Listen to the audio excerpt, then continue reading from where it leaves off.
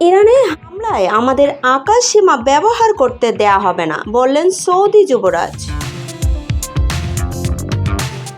ইরানের সামরিক অভিযান চালানোর ক্ষেত্রে কোনো দেশকে সৌদি আরবের আকাশ সীমা ও ভূখণ্ড ব্যবহার করতে দেবে না রিয়াদ।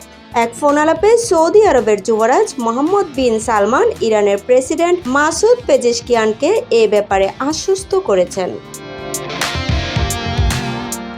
গতকাল মঙ্গলবার দেশটির রাষ্ট্রীয় বার্তা সংস্থা এসপিএ এমন তথ্য দিয়েছে। ফোনালাপে সৌদি যুবরাজ বলেন, আঞ্চলিক নিরাপত্তা ও স্থিতিশীলতা জোরদারে সংলাপের মাধ্যমে মতপার্থক্য মেটানোর যে কোনো উদ্যোগকে সৌদি আরব সমর্থন করে।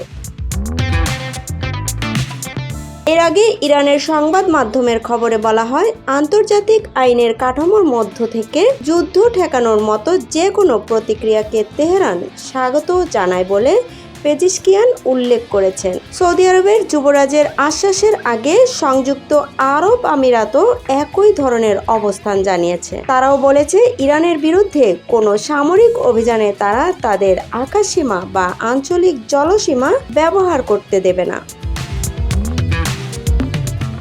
গত সোমবার দুই মার্কিন কর্মকর্তা রয়টার্সকে বলেন, একটি মার্কিন বিমানবাহী রণতরী ও সহায়ক যুদ্ধজাহাজ মধ্যপ্রাচ্য অঞ্চলে পৌঁছেছে। এতে ওই অঞ্চলে মোতায়েন থাকা মার্কিন বাহিনীকে সুরক্ষিত রাখতে যুক্তরাষ্ট্রের প্রেসিডেন্ট ডোনাল্ড ট্রাম্পের সক্ষমতা বেড়েছে।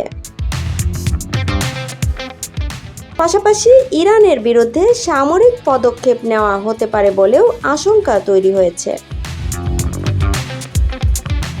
অবশ্য ট্রাম্প গত সপ্তাহে একটি নৌবহর ইরানের দিকে এগোচ্ছে উল্লেখ করে বলেছিলেন, সেটি ব্যবহার করতে হবে না বলে তিনি আশা করেন। ইরানে বেশ কিছুদিন ধরে বিক্ষোভ চলছে। মানবাধিকার সংগঠনগুলোর দাবি, এসব বিক্ষোভ দমনে ইরানের নিরাপত্তা বাহিনীর হাতে কয়েক হাজার মানুষ নিহত হয়েছে, যাদের মধ্যে পথচারীও ছিলেন। সংগঠনগুলোর মতে 1979 সালের ইসলামী বিপ্লবে শিয়া ধর্মীয় নেতারা ক্ষমতায় আসার পর থেকে এটি সবচেয়ে বড় দমন-পীড়নের ঘটনা। তবে ইরানি কর্তৃপক্ষ এই অস্থিরতা ও প্রাণহানির জন্য বিদেশে থাকা বিরোধীদের সমর্থনপুষ্ট সন্ত্রাসী ও দাঙ্গাবাজদের দায়ী করেছে।